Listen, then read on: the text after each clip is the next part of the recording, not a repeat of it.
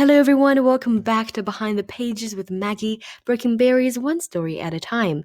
Today, I bring to you episode 28 with a special topic and a very important topic that I would like to discuss with you, which is the International Day of the Girl, celebrating girls around the world.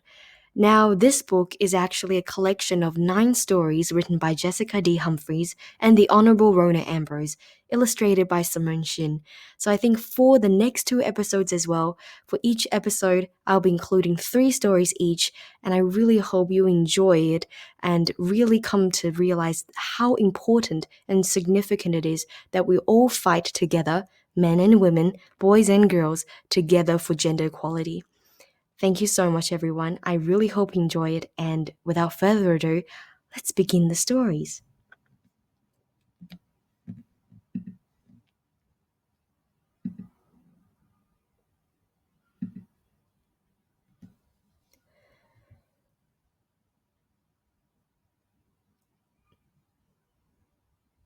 Now, I believe this is a foreword included in the book. And I think, of course, as I always say, contexts are always really helpful when we're trying to understand the whole scope of what the story is trying to tell us. So I think it's definitely very important that we read this part as well. And of course, let's begin reading. Imagine a garden growing right in the middle of your own town. One half of the garden is lush and healthy. It gets all the sunshine and water and attention that it needs to thrive. The other half is wilted and faded. The neighborhood dogs have dug holes, harming the roots and seeds. Careless visitors have trampled the seedlings and sprouts. Passerby plucked blossoms, preventing fruit from growing. And sometimes people sprayed chemicals on the plants, mistaking them for weeds. But what happens if the entire garden is allowed to flourish and reach to its full potential? The neglected half will be able to catch up and grow strong and healthy too. Just as gardens need to be nurtured so that they can thrive on their own, so do people. But for a long time, half the children of the world, the girls, have been treated unfairly, often denied the same schooling, freedom, safety and care given to the boys. In 2011, a group of girls from around the world were invited to the United Nations in New York City, where they gave voice to the issues affecting girls, and only girls, in their communities. Moved to take action, world leaders agreed that one way to help cultivate gender equality, giving girls and boys equal opportunities in care, would be to create a special day to focus on solving problems that affect girls in particular. For this reason, every October 11th, we now celebrate the International Day of the Girl Child. The millions of girls who inspired this important day also helped inspire the characters and stories in this book. Their experiences remind us how even the youngest of us can overcome challenges and make positive change in our communities and beyond, every day. So, for our first story, we have Flora. And this is Flora. She is strong. On her way home from school, Flora often passes a group of boys in the town square practicing a traditional martial art called capoeira. In their bright white uniforms with colorful cords tied around their waists, they kicked and spin in time to rhythms set by music. It looks like fun, and Flora is impressed by their powerful dance-like movement. She watches them for weeks, until she has the courage to ask if she can join. The instructor leading the class is happy to include her. He knows that learning capoeira can help Flora protect herself when she walks alone on the long, unsafe road to and from school. Men often follow girls there and try to hurt or rob them, thinking they are weak. Not anymore, decides Flora. She trains hard and becomes stronger every day. Slowly, she graduates from level to level, trading her uniform's plain cord for blue one, then brown, and then a green cord. Yellow, purple, and red, Flora keeps progressing.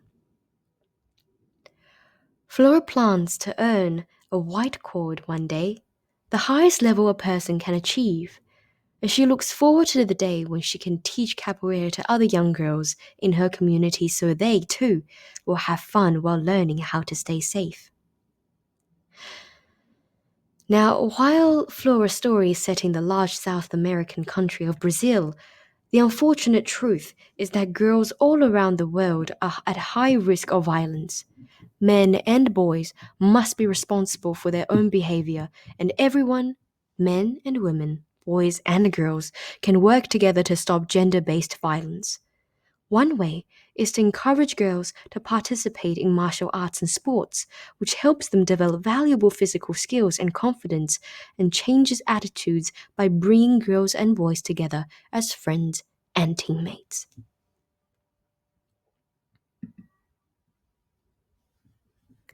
And now we come to the second story of Hannah, and this is Hannah.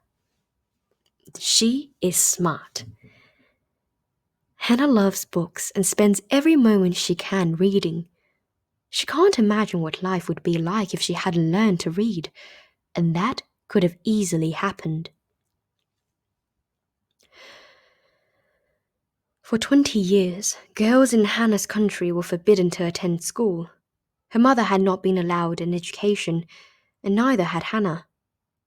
But Hannah was lucky because her grandmother had taught her to read, in secret. Each morning, Hannah's grandmother and her friends had gathered at a different house, bringing their granddaughters along. They pretended to be simply drinking tea and chatting, but really, the women were teaching the girls how to read and write. These grandmothers believed their granddaughters had as much right to learn as their grandsons. And finally, the law changed, and Hannah and her friends were at last allowed to go to school.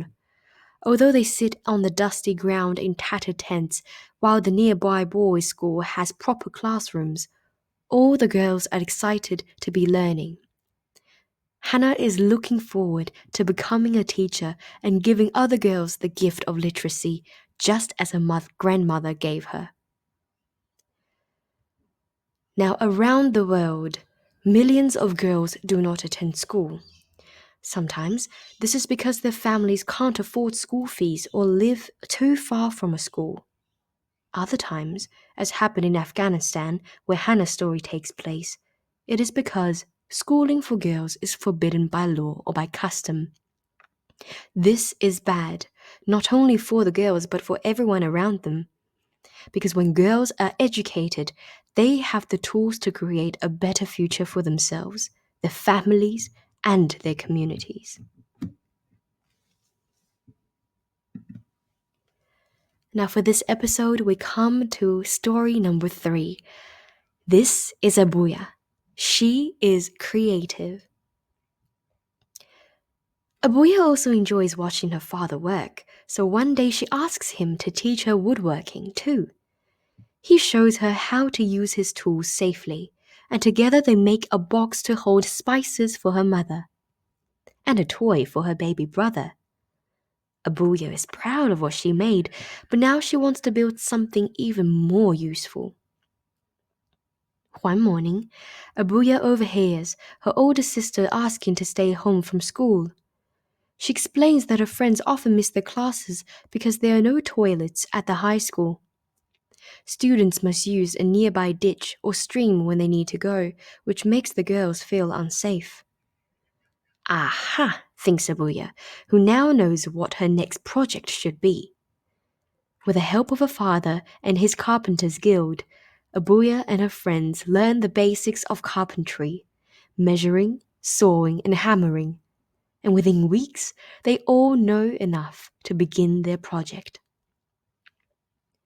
The walls of the outhouse they build are sturdy and provide the students with much needed privacy. Everyone is pleased, especially Abuja, who can now look forward to high school and to becoming a carpenter when she grows up.